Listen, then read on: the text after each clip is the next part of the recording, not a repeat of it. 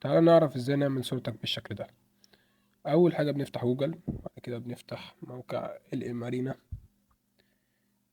نكتب في البحث الإمارينا، وبعد كده بنفتح الإمارينا، وبعد كده بنختار دايركت شات من تحت، بعد كده بنتك على كرييت ايمج، بعد كده نختار الموديل بتاع سي دريم، بعد كده بنروح نحمل الصورة بتاعتنا اللي احنا هنشتغل عليها.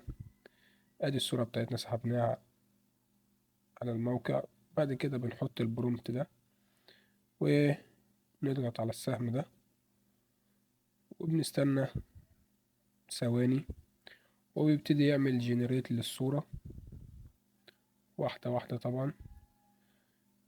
طبعا الموقع هنا بيعمل جنريت، فدي الصورة اللي هتطلع لنا. والموقع بيديك يعني ان انت تقعد تعيد توليد الصورة من اول وجديد لو النتيجة مش عاجباك. يعني لو النتيجة دي مش عاجباني مثلا هحملها تمام وهتك اعادة الايه محاولة من تاني. تمام، ادي الصورة عندي اتحملت اهي، واتك اعادة محاولة من تاني، فبيبتدي يعيد محاولة الصورة. فبستنى لحد ما يخلص. هنا خلاص هو ولد لنا الصورة، وده شكل الصورة اللي طلعها، جودة مقبولة جدا.